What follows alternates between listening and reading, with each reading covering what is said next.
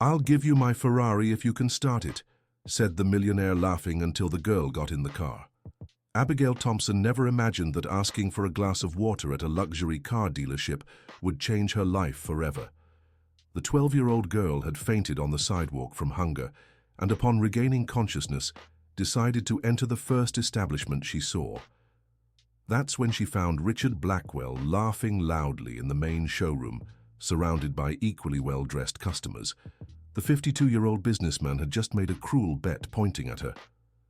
"If this girl can start my Ferrari, I'll give her the car," said Richard, provoking laughter from everyone around. The salesman, Mike, tried to intervene discreetly. "Mr. Blackwell, perhaps this isn't a good idea." "Let it be, Mike. It's just a joke." Richard cut him off, adjusting his expensive tuxedo. "Just look at her. I bet she doesn't even know what a car like this is." Abigail felt her blood boil. She had gone hungry all morning because her mother, Sarah, had been hospitalized for 3 weeks with an illness the doctors were still trying to identify. The money they saved selling candy at the traffic light had all gone to medicine. "Were you serious?" she asked, wiping her tears with the sleeve of her worn-out blouse. Richard laughed even louder. "Of course I was serious, girl, but I doubt very much that you can do it." What Richard didn't know was that Abigail possessed an exceptional photographic memory. For the last 20 minutes, while waiting to be helped, she had carefully watched Mike explaining the Ferrari's controls to another customer. Every detail was etched in her mind. "Then it's settled," she said, walking toward the red car that shone under the golden chandeliers of the showroom. "Wait a minute," Richard intervened, realizing the situation was getting out of control. "You don't even know what this is." "Yes, I do," Abigail replied firmly. "It's a Ferrari 488 GTB, V8 biturbo engine, 3.9 liters, 670 horsepower." Silence fell over the room. Mike blinked several times, impressed by the girl's technical knowledge. "How do you know that?" asked an elegant lady watching the scene. "My father taught me about cars before he left," replied Abigail, her voice choked. "He was a mechanic." Richard began to get nervous. This was supposed to be just a joke, but the girl seemed to really know about cars. All right. But knowing how to talk about the car is different from being able to start it," he said, trying to maintain his composure. Abigail opened the car door and sat in the driver's seat. Her feet barely reached the pedals, but she adjusted the seat forward. Her hands trembled, not from nervousness, but from excitement. First, she checked that the gear shift was in neutral, exactly as she had seen Mike teach. Then, she pressed the clutch and brake simultaneously. Finally, she turned the key and pressed the ignition button. The engine purred perfectly. The showroom fell into absolute silence. Richard visibly paled, sweating cold in his elegant tuxedo. That was luck," he stammered. "Luck?" Abigail turned off the car and got out with dignity. "You made the bet in front of everyone." Mike approached, still incredulous. "Girl, where did you learn that?" "At Walter's junkyard, where I lived with my father. He taught me how to work on abandoned cars," she explained, her voice filled with longing. Dear listener, if you're enjoying the story, please take a moment to like and especially subscribe to the channel. It really helps us who are just starting out. Now continuing. The dealership manager, Margaret Wilson, an experienced 60-year-old woman, approached the commotion. She had built her career in the automotive industry at a time when women weren't taken seriously, and she knew well the type of man Richard represented. "Mr. Blackwell," she said authoritatively, "the bet was made publicly. We have several witnesses." "But I wasn't serious," Richard protested, completely losing his composure. "You laughed at the girl, made fun of her, and now that she's done her part, you want to back out?" Margaret crossed her arms. "What kind of man are you?" Some customers started filming with their cell phones. Richard realized the situation was becoming a nightmare for his reputation. "Listen here, girl," he addressed Abigail, trying a different approach. "How about I give you $10,000 instead of the car? That's enough money for your family." "No," she replied firmly. "You promised the car if I could start it. I did it." "But you're underage. You can't even drive," Richard shouted, desperate. "That's my problem." Abigail remained calm. "You didn't say I had to drive. You only said I had to get it started. The elegant lady who had questioned Abigail's knowledge approached. It was Victoria Blackwell, Richard's wife, who had arrived to pick him up. "Richard, what's going on here?" she asked, noticing the tension in the air. "Nothing serious, Victoria. Just a joke that went wrong." He tried to downplay it. "A joke?" Margaret intervened. "Your husband humiliated a hungry child and now doesn't want to honor his word." Victoria observed Abigail closely. There was something familiar about that face, but she couldn't identify what. "What's your name, dear?" she asked kindly. "Abigail Thompson. My mother is Sarah Thompson." Victoria's eyes widened. Sarah was the name of the woman she had been making anonymous donations to for months through a local organization. A woman who was sick and had a young daughter. "Your mother, is she at Mercy General Hospital?" asked Victoria, her heart racing. "Yes, ma'am." "For 3 weeks," replied Abigail, surprised by the question. Richard noticed his wife's expression and grew confused. "Victoria, do you know this girl?" "I know her story, Richard, and that's exactly why I'm ashamed of your behavior." Victoria turned to him angrily. "How could you humiliate a child in need?" "I didn't know that." Richard tried to justify himself. "Of course you didn't know." Victoria raised her voice. "You never care about anyone but yourself." The other customers watched the argument with growing interest. Several kept filming, and Richard knew this would be a disaster for his image. All right, he said, raising his hands. "I'll honor the bet, but the girl will have to wait until she's 18 to drive." "That's her problem," Margaret said. "The important thing is that the car is now hers." Mike went to get the necessary paperwork. Meanwhile, Abigail sat in a chair in the showroom, still processing what had happened. Part of her couldn't believe she had succeeded. Victoria approached her. "Abigail, may I speak with you privately?" They moved away from the others. "Dear, I've been making donations for your mother for months. I didn't know you were going through such hardships," said Victoria, her eyes moist. "You?" Abigail was surprised. "But how?" "Through a local association. When I heard your story, I couldn't remain indifferent," Victoria explained. "A sick single mother, a brave daughter. It reminded me of my own childhood." "Thank you so much, Mom. You have no idea how much that help has made a difference." Victoria looked at her husband, who was arguing with Margaret about the car documents. "Abigail, what do you plan to do with the Ferrari?" "Sell it," she replied without hesitation. "I need the money for my mother's treatment." "Are you sure it's a very valuable car?" "Yes, I am." "A car doesn't cure illness, but money can help buy medicine," said Abigail, with a wisdom that impressed Victoria. Richard approached the two, still upset. "The papers are ready. The car is now officially yours," he told Abigail, handing over the documents. "Thank you, Mr. Richard," she replied politely. "Don't thank me." "This was a mistake," he grumbled. "Richard," Victoria scolded him, "at least have the decency to congratulate the girl." "Why? For making a fool of me in front of everyone? For having more dignity than you?" Victoria shot back. The argument was interrupted when Mike returned with information about the car auction. "Miss, I spoke with some of my contacts. If you really want to sell, I can arrange an auction. A car like this, new, costs over $1.5 million. Abigail almost fainted again, but this time from excitement. $1.5 million. "It's true," confirmed Mike. "And since it's an interesting story, it might attract collectors' interest." At that moment, a man about 60 years old approached the group. It was Frank Morrison, head mechanic at the dealership for over 30 years. "Excuse me," he said timidly. I heard the young lady talking about Walter's junkyard. By any chance, was your father David Thompson?" Abigail turned quickly. "Yes, he was. Did you know my father?" Frank smiled with tears in his eyes. "David was my best childhood friend.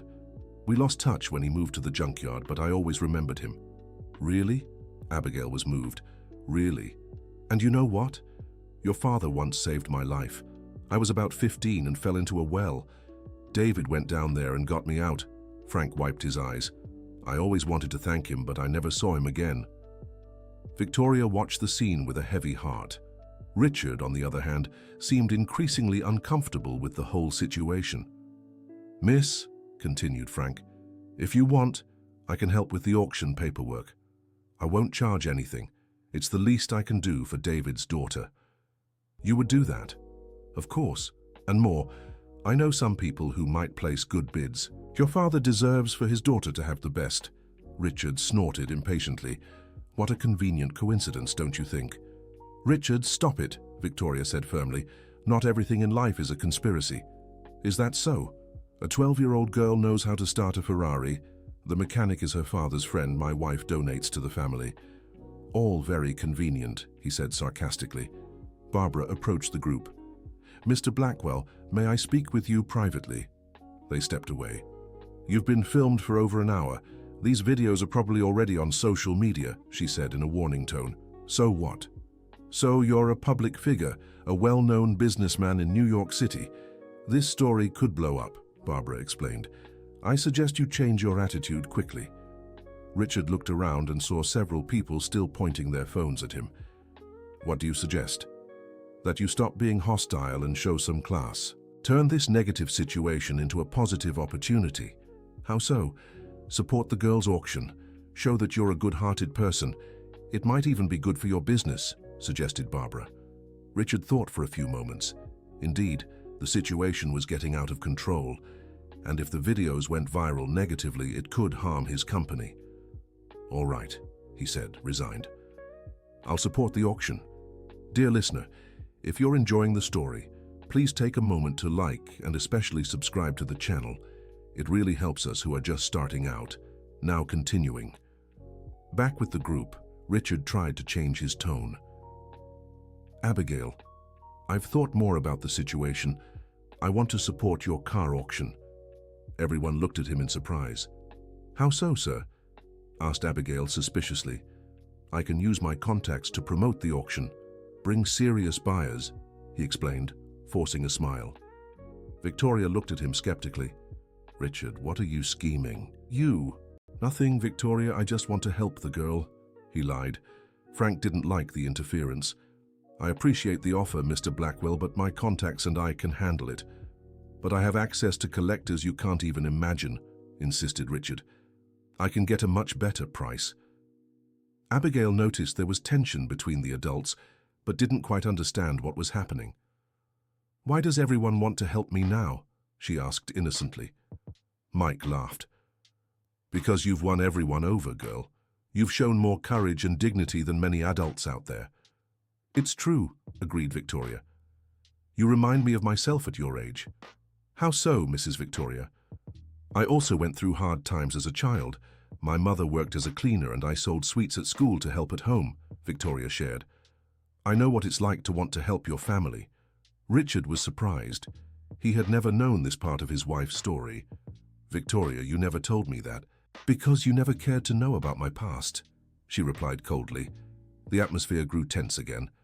Abigail realized her situation was causing problems between the couple and felt guilty. I don't want to cause trouble for anyone, she said. Maybe it's better if I leave. No, dear. Victoria held her hand. You're not causing any trouble. You're just showing some people who they really are. Richard felt attacked. What does that mean? It means maybe it's time for you to reflect on your values, Victoria said openly. Frank tried to ease the situation.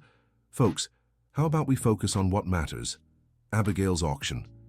You're right, agreed Mike. I need to get some estimates first. Girl, do you have a place to stay while we organize everything? Yes, I do. I'm staying at a boarding house near the hospital. How about you stay at my house for a few days? Victoria offered impulsively. Victoria, Richard protested. What? We have plenty of rooms, and the girl needs a decent place to stay, she said determinedly. You don't have to, Mrs. Victoria. I don't want to be a bother, Abigail said politely. A bother? Dear, it would be a pleasure to have you at home. Richard realized he was losing control of the situation. His wife was making decisions without consulting him, and that deeply irritated him. Victoria, can we talk in private? He asked. Right here is fine. I have nothing to hide, she replied. You're being impulsive. We don't know this girl. I know her. And I know you too, Richard. That's why I know she has much more character than you. Victoria didn't mince words. The others present were embarrassed by the couple's argument. Abigail felt terrible for causing it. "Please don't fight because of me," she said, almost crying. "We're not fighting because of you, dear," Victoria reassured her. "We're fighting because it was about time." Richard turned red with anger, but managed to control himself because of the cameras. "I'll wait in the car," he said, leaving the room. Victoria sighed. "I'm sorry you had to witness that, Abigail." "It's okay, Mrs. Victoria. My parents also fought sometimes." "Your parents? I thought your mother was single." "She is now. My father passed when I was 10, explained Abigail. "But when he was here, they sometimes argued about money." Frank approached. "Girl, your father was a wonderful person. I'm sure he's proud of you." "Thank you, Mr. Frank." Mike returned with some papers. "Well, folks, I got some contacts. We can organize the auction for next week." "That fast?" asked Victoria. "The story has already gone viral on social media. Several people are interested," explained Mike, showing his phone. "Just look." On the phone, there was a video with over 50,000 views showing the moment Abigail started the Ferrari. The comments were mostly positive, praising her courage and criticizing Richard's attitude. "Wow," murmured Abigail. "That many people saw what happened?" "And it's only going to increase," said Mike. "This could be very good for the auction." Margaret joined the group. "Everyone, I just got calls from 3 journalists wanting to interview Abigail." "Journalists?" She was startled. "Don't worry, dear," Victoria reassured her. "You're not obligated to talk to anyone." "But it could be good for promoting the auction," suggested Mike. Frank shook his head. "I'm not sure that's a good idea. The girl has already been through a lot of stress today." "I agree," said Victoria. "She needs some time to process all of this." Abigail watched everyone discussing her future and felt lost. Just a few hours ago, her biggest worry was getting enough money to buy a snack. Now, suddenly, she was the owner of $1.5 million car and was being filmed by strangers. "I want to go see my mother," she said, interrupting the conversation. "Of course, dear," Victoria said immediately. "I'll take you." "You don't have to take me, Mrs. Victoria. I can go by myself." "Absolutely not. A 12-year-old girl is not going to walk around the city carrying the documents for such a valuable car." Victoria was firm. Mike agreed. "She's right, Abigail. It's better to be careful." "Okay," she agreed. "But first, I wanted to thank everyone." Abigail addressed each person present. She thanked Mike for his help with the papers, Margaret for defending her rights, Frank for his offer to help with the auction. When it was Richard's turn, who had returned to the showroom, she extended her hand. "Thank you, Mr. Richard. I know you didn't want to give me the car, but a promise is a promise." Richard looked at the girl's outstretched hand and reluctantly shook it. "Yeah, a promise is a promise," he murmured. Victoria watched her stepdaughter's maturity and felt even prouder of her. "Ready to go to the hospital?" asked Victoria. "Ready." They left the dealership under the flashes of phones that were still recording. Richard stayed behind, thoughtful, watching his wife leave with a girl she had just met, but who seemed to awaken in her a maternal instinct he had never seen before. During the ride to the hospital, Victoria and Abigail talked a lot. Victoria told her more about her difficult childhood and how she met Richard when he was still a businessman starting his career, more humble and generous. "Was he always like this?" asked Abigail. "No, dear. When we met 20 years ago, he was different. Money changed him," Victoria sighed. "The richer he got, the more distant he became." "Did you ever think about leaving him?" "Many times. But I always hoped he would go back to being who he was before." "And today, after what happened?" Victoria was silent for a few moments. "Today I realized that maybe he will never go back to being who he was, and that maybe it's time for me to move on with my own life." They arrived at Mercy General Hospital in the late afternoon.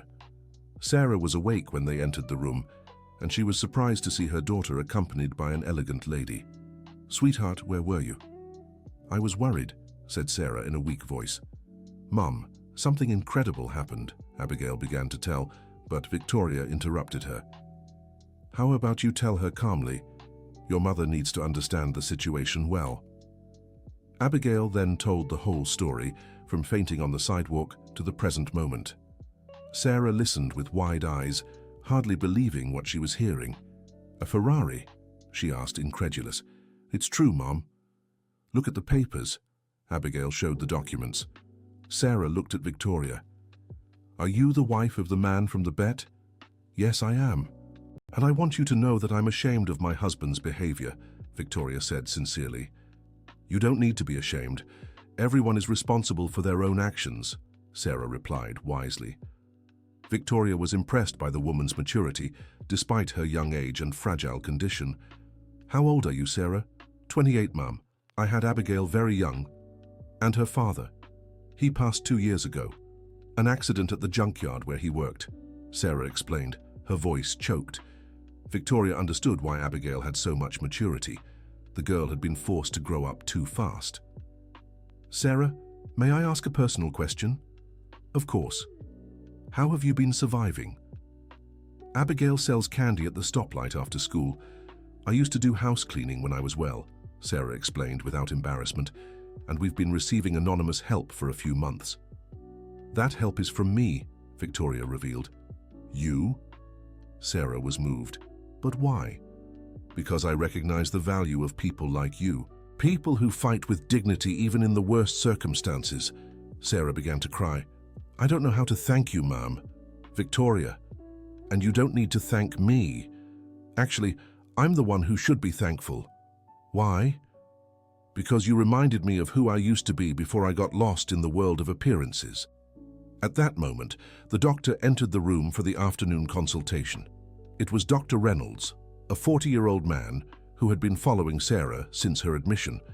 "Good afternoon, Sarah. How are you feeling?" he asked before noticing the visitors. "Doctor, this is my daughter Abigail and Mrs. Victoria." Sarah made the introductions. "Pleasure." "Doctor, how is my mother's condition?" Abigail asked anxiously. Dr. Reynolds hesitated a bit before answering. "Well, we've identified the cause of the symptoms. Your mother has a rare but treatable condition." "Treatable?" Victoria asked hopefully. "Yes, but the treatment is expensive and lengthy. We are talking about at least 6 months of special medication." "How much does it cost?" Abigail asked directly. "The complete treatment comes to around $800,000. Victoria's eyes widened. It was a lot of money, even for her, but Abigail smiled. "Doctor, if I can get that money, will you get better?" "The chances of a complete cure are over 90% with the proper treatment," confirmed the doctor. "Then you will get better," Abigail said with determination. Sarah looked at her daughter with concern. "Abigail, where are we going to get that much money?" "From the car, Mom. We'll auction the Ferrari." Dr. Reynolds looked confused. "Ferrari?" Victoria quickly explained the situation to the doctor, who was impressed by the story. "Wow, what an extraordinary situation," he commented. "And you think you can get that amount at the auction?" "The car is worth over $1 million, explained Victoria. "Then yes, it's possible." "Wonderful. In that case, I can start organizing the treatment protocol," said Dr. Reynolds enthusiastically. After the doctor left, the three were alone again. "Daughter, are you sure about this? It's a very valuable car," said Sarah. "I'm sure, Mom. A car is useless if you're not well enough to ride in it with me." Victoria was moved by the girl's words. "Abigail, you are a very special person." "I'm not special, Mrs. Victoria. I just love my mother." Dear listener, if you're enjoying the story, please take a moment to like and especially subscribe to the channel. It really helps us who are just starting out, now continuing. They stayed at the hospital until visiting hours were over. During that time, Victoria got to know the story of the two better and was surprised by the strength and unity they demonstrated, even in the most difficult circumstances. When they left, Victoria insisted on taking Abigail home. "Tonight you'll sleep in a decent bed," she said. "But my clothes?" "Tomorrow we'll buy new clothes. Tonight you rest." Victoria and Richard's mansion was in an upscale neighborhood of New York City. When they arrived, Richard was already home, in his office, talking on the phone. From his tone of voice, he seemed irritated. "I wonder what happened," murmured Victoria. They entered through the kitchen where Martha, the 65-year-old housekeeper who had worked with the family for over 15 years, was preparing dinner. "Good evening, Mrs. Victoria," greeted Martha. "Who is the young lady?" "Martha, this is Abigail. She'll be staying with us for a few days," explained Victoria. "How wonderful! It's been a long time since this house has had a child," said Martha affectionately. "Are you hungry, dear?" "A little bit," admitted Abigail, embarrassed. "When was the last time you ate?" asked Victoria, concerned. "Last night." Victoria was shocked. "Abigail, you went the whole day without eating. I was saving the $3 I had to buy something for my mother at the hospital." Martha and Victoria exchanged looks, moved. "Martha, prepare a nice, careful plate for our guest," requested Victoria. "I was already preparing it, Mrs. Victoria." While Martha warmed up the food, Victoria showed Abigail the house. The girl was impressed by the size and luxury of the residence. "Wow, it's very big," she commented. "How many people live here?" "Just me, Richard and Martha," answered Victoria. "We thought about having children, but it never happened." "You wanted to have children?" "Very much. But Richard always said it wasn't the right time," Victoria sighed. "After a while, I realized that for him it would never be the right time." They were interrupted by shouts coming from the office. Richard was clearly upset on the phone. "This is absurd. What do you mean they cancelled the contract?" he shouted. Victoria and Abigail discreetly approached the office door. "Because of a video? What video?" Richard continued shouting. Victoria picked up her cell phone and searched for recent videos about her husband. She found dozens of posts about the dealership episode. "Look at this," she showed Abigail. The most viewed video had over 500,000 views, and the comments were devastating for Richard's image. "What a disgusting man, humiliating a child, shameless businessman. How can someone be so cruel to a little girl? This is the kind of person who should go bankrupt." Victoria continued reading the comments, increasingly shocked by the negative backlash. "Do you think he'll have problems?" asked Abigail, worried. "It seems he already is," answered Victoria. Richard slammed the phone down, and they quickly moved away from the door. Moments later, he came out of the office like a hurricane. "Victoria!" he shouted. "Where are you?" "Here, Richard," she answered calmly. He found the two in the living room and became even more irritated upon seeing Abigail. "Why is she still here?" "Because I invited her to stay," Victoria answered firmly. "Victoria, you have no idea what happened because of this girl." "What happened was because of you, Richard. Don't blame Abigail," she defended her. 3 clients have already cancelled contracts with me. 3, because of that ridiculous video." "What ridiculous video? The video that shows you humiliating a hungry child?" Victoria didn't mince words. Richard turned red with anger. "I didn't humiliate anyone. It was just a joke." "A joke?" Abigail spoke for the first time. "You laughed in my face in front of everyone, said I didn't even know what a car like that was, and then didn't want to honor the bet. Is that a joke? You're just a child. You don't understand business," Richard shouted. "Yes, I do. I understand that when someone gives their word, they have to keep it," Abigail replied courageously. "Richard, stop shouting at her," Victoria intervened. "No, this girl came into my life like a plague. First she steals a car from me, now she's destroying my business." "I didn't steal anything," Abigail defended herself, her eyes filled with tears. "You promised in front of everyone." Victoria positioned herself between Richard and Abigail. "Enough, Richard. You're acting like a madman." "Mad? I'm the mad one?" he shouted even louder. "You brought a stranger into our house and you're defending her against me." "I'm defending what's right against what's wrong," Victoria said determinedly. Martha appeared in the room, drawn by the shouting. "Mrs. Victoria, is everything all right?" "Yes, Martha. Mr. Richard just needs to calm down a bit." Richard looked at the 3 women staring at him with disapproval and felt even more irritated. "Do you know what this girl did?" he said, pointing at Abigail.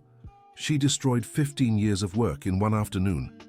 "I just started the car you told me to," Abigail murmured, crying. "Call a hotel," Richard said to Victoria. "I want this girl out of my house today." "She's not going anywhere," Victoria said firmly. "What do you mean she's not going? This is my house." "Our house, Richard, and she is my guest." Richard fell silent for a few moments, processing his wife's rebellion.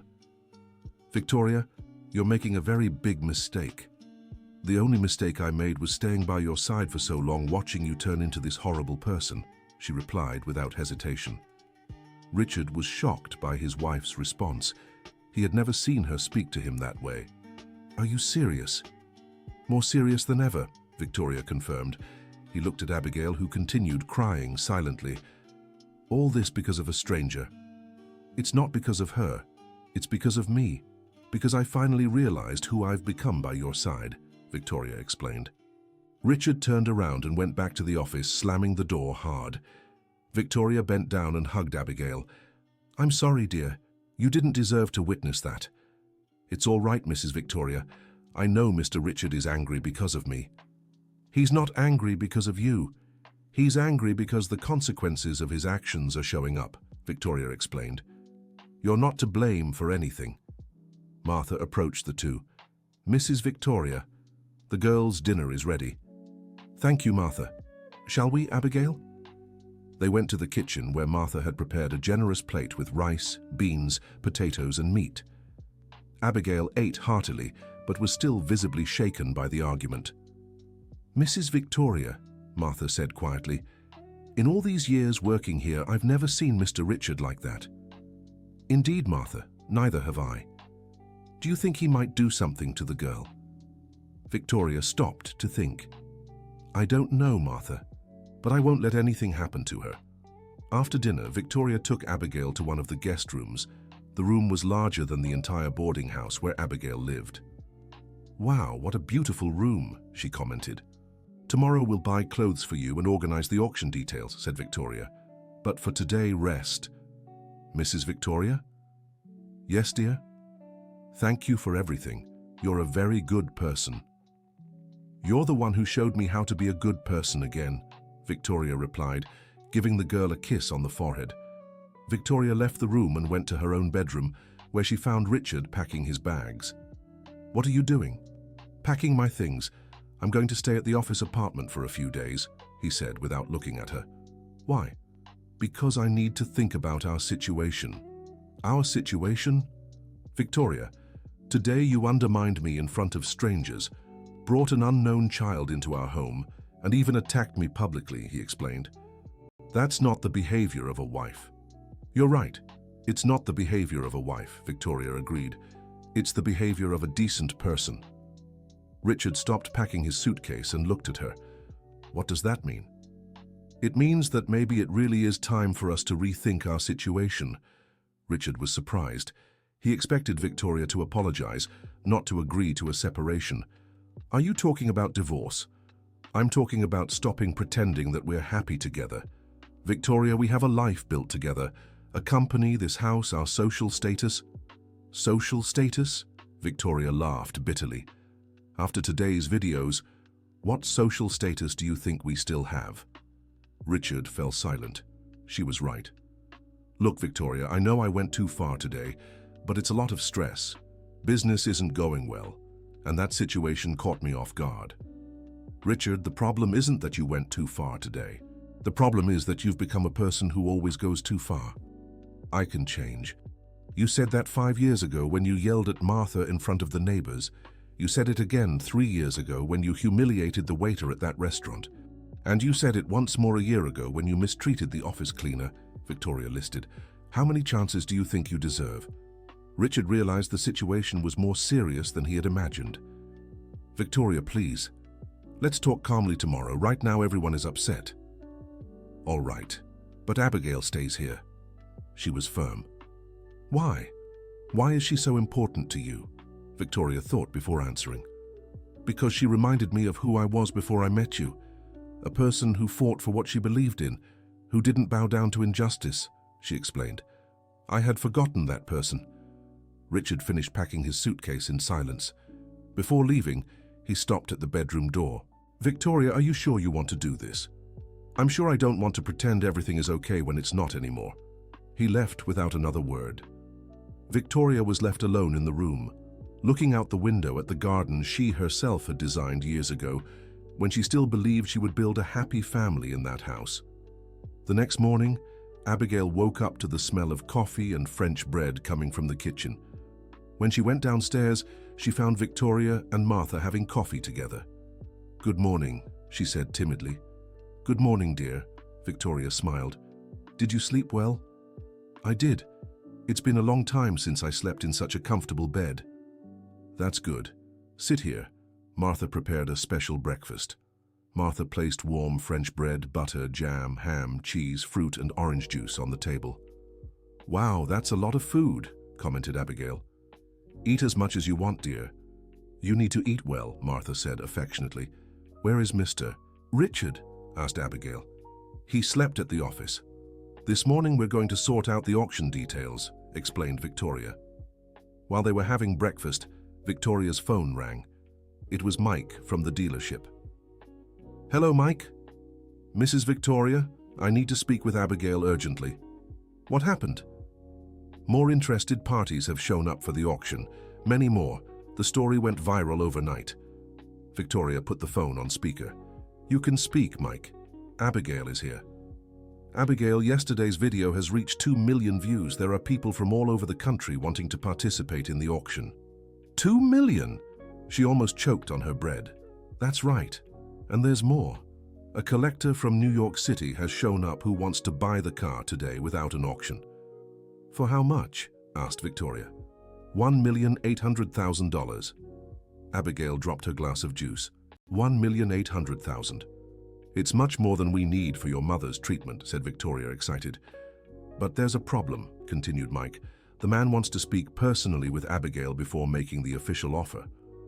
"What man is this?" asked Victoria, suspicious. "His name is Harold Mitchell. He's a retired businessman, a collector of vintage and rare cars." "Why does he want to speak with her?" "He said he was impressed with the story and wants to meet the girl personally before doing business." Victoria and Abigail exchanged glances. "What do you think, Abigail?" "I don't know. It's a lot of money. Maybe it's better to talk to him." "All right. But I'm coming along," said Victoria. "Of course, he suggested meeting at the dealership itself at 2 in the afternoon." "Agreed," Victoria concurred. "We'll be there." They hung up the phone, and Abigail became thoughtful. $1,800,000, she murmured. "It's enough to treat my mother, and there's still $1 million left." "That's true. You could even buy a little house for yourselves," suggested Victoria. "A little house," Abigail smiled dreamily. "I've dreamed of that for so long." "Well, it might be that today that dream becomes reality." At 2 in the afternoon, Victoria and Abigail arrived at the dealership. Mike was waiting for them at the entrance, accompanied by a gentleman of about 70 years, with white hair and an elegant bearing but without showiness. "Abigail, this is Mr. Harold Mitchell," introduced Mike. "A pleasure, Miss Abigail," said Harold, extending his hand politely. "And you must be Mrs. Victoria." "That's right. Pleased to meet you," greeted Victoria. "How about we talk in a more private place?" suggested Harold. Mike led them to a meeting room at the back of the dealership. Harold asked to speak alone with Abigail first. "Don't worry. I just want to learn a bit of her story," he reassured. Victoria hesitated, but Abigail said it was fine. "Abigail," began Harold when they were alone, "I saw the video of your bet with Mr. Blackwell. I was very impressed with your courage." "Thank you, sir. May I ask why you want to sell the car?" "To pay for my mother's treatment. She is sick." "And you don't think about keeping the car? It's a very valuable vehicle." "No, sir. What good is having an expensive car if my mother isn't well?" Harold smiled. "Excellent answer. May I ask one more question?" "Of course." "If I buy your car for $1,800,000, what do you plan to do with the money left over after the treatment?" Abigail thought for a few moments. "I want to buy a little house for me and my mother, and maybe help other people in need like we were." "Why?" "Because I know how bad it is to go hungry, sir. If I can prevent other children from going through what I went through, I want to help." Harold was moved by the answer. "Abigail, can I tell you something?" "Yes, you can. I was like you when I was a child. My parents died when I was 10, and I was raised by an aunt who barely had the means to support herself." "Really? Really?" "I went hungry, wore patched clothes, studied in a public school, but I always believed I could have a better life." "And you succeeded?" "I did. I worked hard, studied at night, and little by little I built my company. Today I'm retired and have more money than I need. That's good, sir. You know what the problem is, Abigail? What? Sometimes money makes us forget where we came from. It makes us become like Mr. Blackwell. Abigail became thoughtful. Do you think that will happen to me? No, do you know why? Why? Because you're like I was at your age, someone who understands the real value of things. Harold stood up and walked to the window. Abigail, I'm going to make a different proposal to you. What kind of proposal? I'm going to buy your car for $2 million. Abigail's eyes widened. $2 million? That's right. But with one condition. What condition? That you use the money left over from your mother's treatment to study. I want to pay for your education through college. Why? You don't even know me. Because people like you are rare, Abigail, and the world needs more people like that in important positions. Abigail fell silent, processing the unbelievable offer. Are you serious? Completely serious. I'll even prepare a contract guaranteeing your studies. But why do you want to help me so much? Harold sat back down. Because 50 years ago, when I was your age, a man did the same thing for me. He paid for my studies and completely changed my life. And now you want to do the same for me? Exactly. It's what we call paying it forward. Abigail began to cry with emotion. I don't know what to say. Say you accept. I accept, she said through tears. Thank you so much, Mr. Harold. Harold smiled and called Victoria and Mike back into the room. We have an agreement, he announced. Victoria was surprised when she learned the details of the proposal. Mr. Harold, that is very generous. It's only fair, Mrs. Victoria. Abigail deserves every opportunity. Mike arranged the contracts, and within 2 hours, everything was settled. Abigail now had $2 million and the guarantee of studying through college. When they left the dealership, Victoria was euphoric. Abigail, do you realize what just happened? I still can't believe it, she replied, still processing everything. Let's go straight to the hospital to tell your mother. On the way, Victoria's phone rang. It was Richard. Hello? Victoria, I need to speak with you urgently. What happened? 2 more clients cancelled contracts and the bank is questioning some loans. What does that have to do with me? It has everything to do with it. I need your help to get around this situation. What kind of help? Financial. You have money in your personal account. Victoria was surprised by the request. Richard, are you asking to borrow money from me? It's not a loan, we're married. What's yours is mine too. Interesting that you remember that now, she said ironically. Where were you when I needed emotional support all these years? Victoria, this isn't the time for these discussions. I'm facing a serious crisis. And I've been facing a crisis of conscience for years, she replied. The difference is that your crisis can be solved with money. Mine cannot. What does that mean? It means I need to think about whether I want to stay married to a man who only remembers he has a wife when he needs something. Richard was silent for a few moments. Are you serious about divorce? I'm serious about many things, Richard, including about stopping pretending we're happy. Victoria, please, can we talk in person? We can, but first I'm going to resolve Abigail's matter. Are you still with that girl? I am, and she just got $2 million selling the car you gave her. Richard was shocked. $2 million? That's right. Maybe you should learn something from her about honoring commitments. Victoria hung up without giving Richard a chance to respond. Was that Mr. Richard? Asked Abigail. It was. He's having business problems because of yesterday's videos. Do you think it's my fault? Of course not, dear. It's a consequence of his actions. They arrived at the hospital and found Sarah much better, sitting up in bed and talking with a nurse. Mom! Abigail ran to hug her. Hi, honey. How was your day? Mom, something incredible happened. She began to tell her about selling the car and Mr. Harold's proposal. Sarah listened with wide eyes, hardly believing what she was hearing. $2 million? She asked, incredulous. That's right, Mom. And Mr. Harold will pay for my studies through college. Sarah began crying with emotion. This is a miracle, my daughter. It's the result of your daughter's courage and dignity, said Victoria. Dr. Reynolds entered the room at that moment to give the results of some tests. Good afternoon, everyone. I have good news. What good news, Doctor? Asked Sarah. The tests show your body is responding very well to the initial treatment. We can start the full protocol next week. And the money? Asked Abigail. It's all settled. We got the 2 million, explained Victoria. Dr. Reynolds was impressed. 2 million? That's more than enough for the best treatment available. Doctor, said Sarah, what are the real chances of a cure? With this type of treatment and your positive response to the initial medications, I'd say they're 95%. Abigail and Sarah embraced, crying with happiness. Mom, you're going to be okay. Thanks to you, my daughter.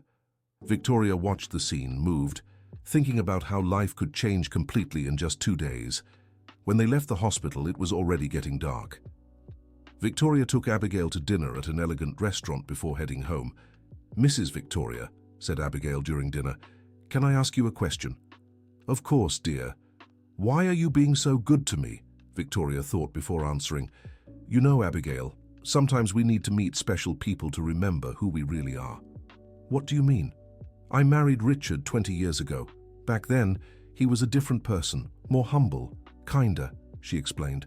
But as he got richer, he changed, and I changed along with him. Changed how? I got comfortable with the luxury, with the easy life. I stopped fighting for the things I believed in. And now, seeing your courage and determination, I remembered who I was before, a person who fought for what she thought was right. Abigail became thoughtful. Are you going to leave Mr. Richard? Probably yes. I can't pretend we're happy together anymore. Will you be sad? I will. But sometimes we need to be sad so we can be truly happy later. They finished dinner and returned home. Richard had returned and was in the living room, visibly dejected. Good evening, he greeted them as they entered. Good evening, Mr. Richard, replied Abigail politely. Richard, can we talk? Asked Victoria. Of course. Abigail went to the bedroom, leaving the couple alone. So, how was your day? Asked Victoria. Terrible. I lost more clients, the bank is pressuring me, and my reputation is destroyed, he vented. I'm sorry. Victoria, I know I made mistakes. I know I treated that girl poorly, and you too. I know you know. I can try to change. Victoria sighed. Richard, you've said that so many times I don't believe it anymore.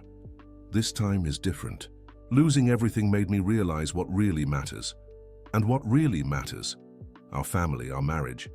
Richard, we don't have children, and our marriage turned into a business partnership a long time ago. He fell silent, knowing she was right. What do you want me to do? I want you to get help. Therapy? Counseling? I don't know. You need to understand why you became this person who humiliates others. And if I get help, will you stay with me? I don't know, Richard. Honestly, I don't know. At least you didn't say no. I didn't say yes either. Richard nodded, understanding he would have a lot of work ahead if he wanted to save the marriage. And the girl? Will she continue living here? For now, yes, until her situation is completely stable. All right, maybe it'll be good to have a child in the house. Victoria was surprised by the response. Are you serious? I am. She made me realize how empty I am inside. It was the first honest statement Richard had made in years. The next morning, Abigail woke up to voices in the kitchen. When she went downstairs, she found Victoria, Martha, and an unfamiliar woman talking animatedly. Good morning, she said. Good morning, dear, Victoria smiled. This is Mrs. Karen, a social worker who came to help us with your situation. Hi, Abigail, greeted Karen, a friendly maternal woman in her 50s. I came to talk about your future. My future? About school documents, those things, Karen explained. Mrs. Victoria told me your story. They sat at the table to talk. Karen had a folder full of papers and forms. Abigail, are you currently studying? I was. I stopped 3 weeks ago when my mother got sick. What grade? 6th grade. We have to arrange your transfer to a school near here, said Karen. Mrs. Victoria has offered to be your temporary guardian. What do you mean? Until your mother fully recovers, you can stay under her care, explained Karen. It's the best for everyone. Abigail looked at Victoria, moved. You would really do this for me? Of course, dear, it would be a pleasure. Karen spent the next 2 hours organizing the necessary documentation.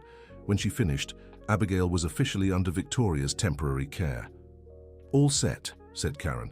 On Monday, you can already start at the new school. After Karen left, Victoria and Abigail went shopping. They bought clothes, school supplies, shoes, and everything Abigail would need to restart her studies.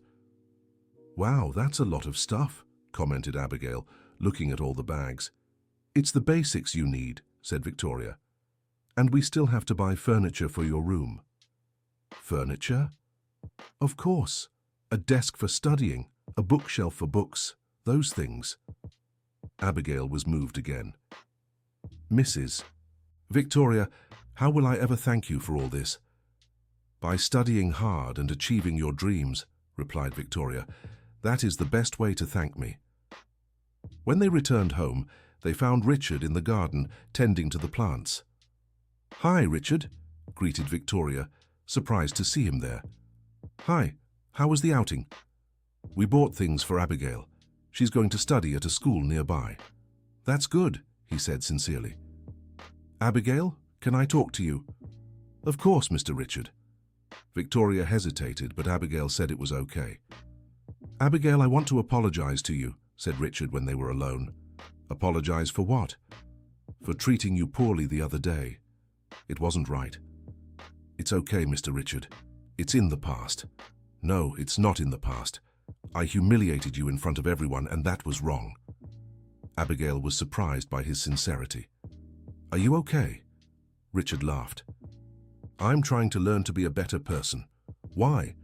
Because I realized I've become someone I wouldn't even like to know. And how will you learn? I'm going to start by going to therapy and by observing people like you. Like me? People who have character, even when going through hardships. Abigail became thoughtful. Mr. Richard, can I give you some advice? Of course. My father always said that the most important person to please is yourself, because if you don't like who you are, you'll never be happy. Richard was impressed by the girl's wisdom. Your father was a wise man. Yes, he was. And he said that everyone can change if they really want to.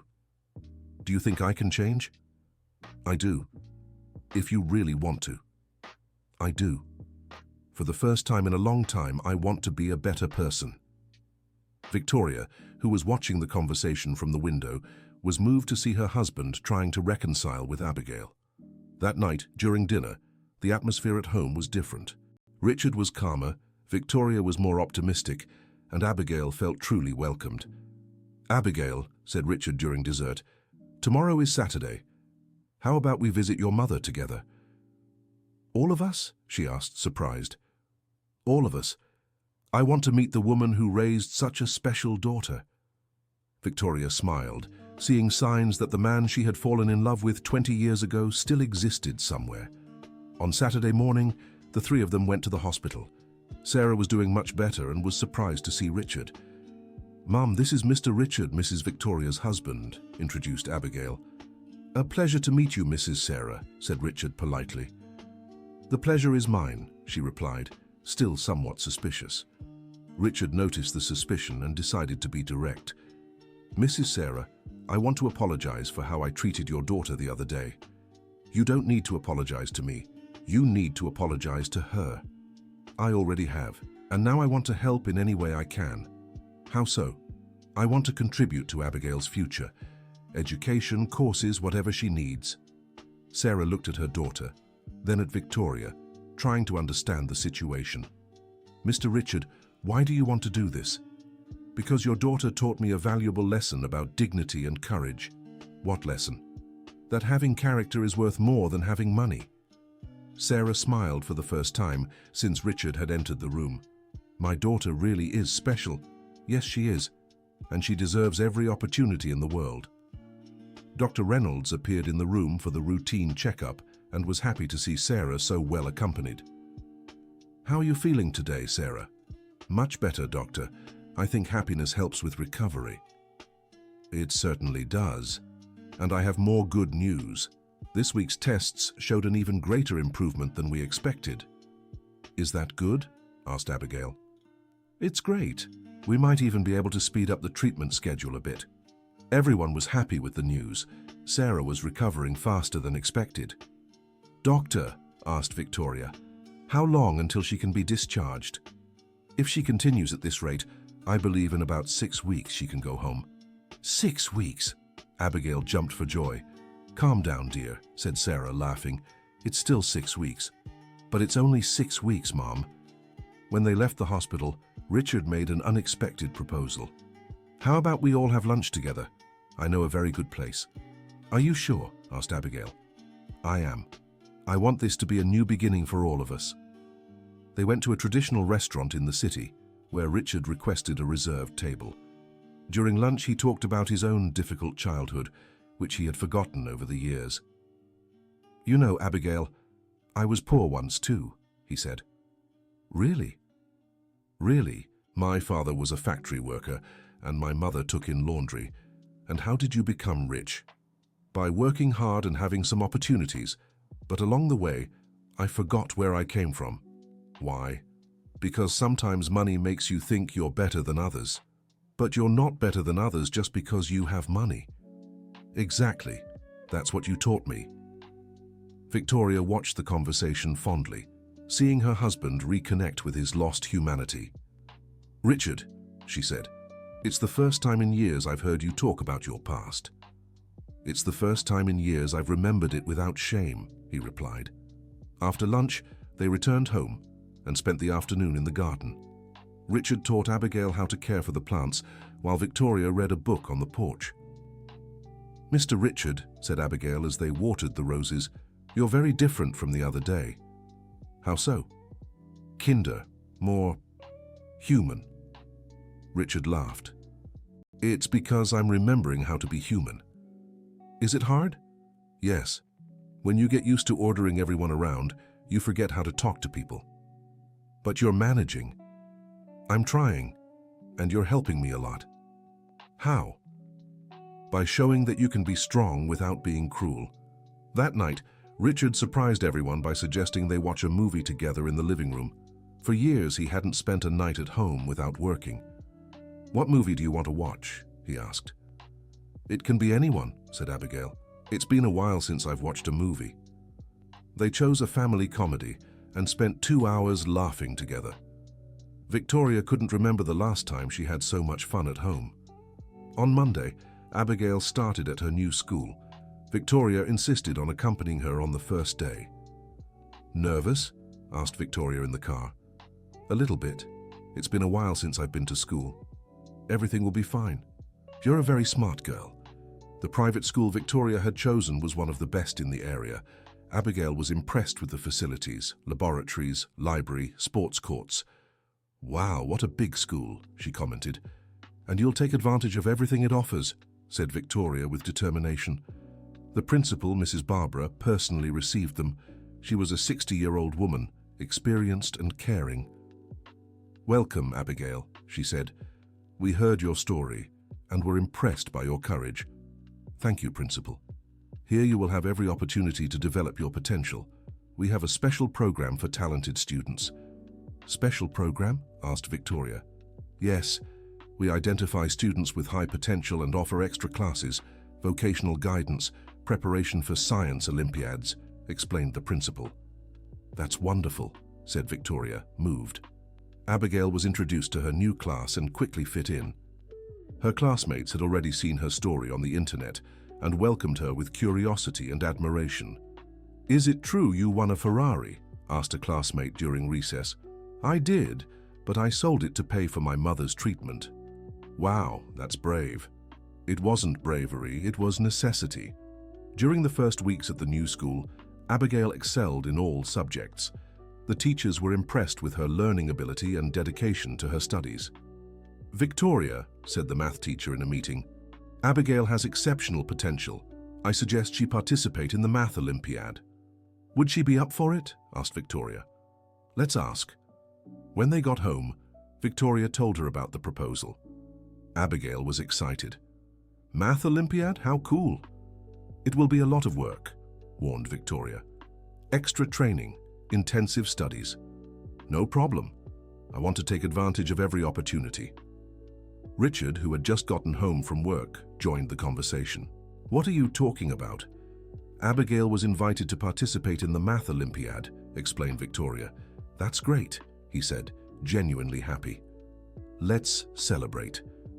In the following months, the family's routine changed completely. Abigail studied intensively, visited her mother every day at the hospital, and participated in various school programs. Richard had started therapy and was gradually recovering his business, but with a more ethical and humane approach. Victoria had gone back to work, now at an NGO that helped needy families. "You know," said Richard one night, while helping Abigail with math exercises, "this girl completely changed our lives." "How so?" asked Victoria. "She taught us how to be a real family." Victoria smiled. "It's true. Before her, we were just two people living in the same house. And now? Now we're a family." Abigail, who was listening to the conversation, was moved. "You changed my life too. You gave me a chance I never thought I'd have." "You deserved that chance," said Richard, "and you deserve much more." 3 months after the Ferrari episode, Sarah was discharged from the hospital. The doctors confirmed that the treatment had been a complete success. "Mrs. Sarah," said Dr. Reynolds, "it's a pleasure to discharge a cured patient." "Cured?" she asked, emotional. "Completely cured." The tests no longer show any sign of the disease. Abigail, Victoria, and Richard were present and celebrated the news with tears of joy. "Mom, you're cured," said Abigail, hugging Sarah. "Thanks to you, my daughter, and to these wonderful people." She looked at Victoria and Richard. "Now it's time for you to start your lives over," said Victoria. "About that," Richard interjected, "we have a proposal to make." "What proposal?" asked Sarah. "We want you to keep living with us," said Victoria. "What do you mean?" "The house is big, there's plenty of space, and we've gotten used to having you around," explained Richard. "But we don't want to be in the way," said Sarah. "In the way?" Victoria laughed. "You've turned our house into a home." "It's true, Mom," agreed Abigail. "They're like family to us now." Sarah thought for a few moments. "If you're sure." "We are," said Victoria and Richard in unison. "Then I accept, but on one condition." "What?" asked Richard. "I want to work. I can't just sit around doing nothing." "What kind of work?" asked Victoria. "Anything. I know how to cook, clean, sew." "Actually," said Richard, "I need someone to help at the office reception. Would you be willing?" "I would. Thank you so much for the opportunity." And so the family that had formed by chance was now solidified by choice. Abigail continued to excel in her studies and participated in several science Olympiads. Sarah made a full recovery and became a valuable employee at Richard's company.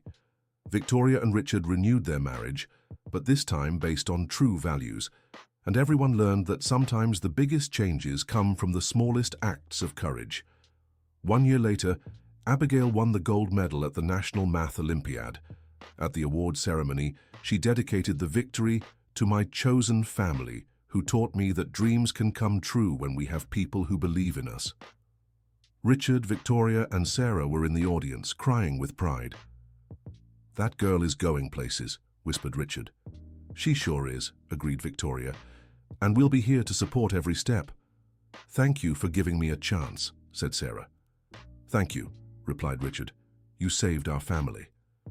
And so, a cruel bet turned into a life lesson, showing that true value isn't in what we possess, but in the kind of person we choose to be.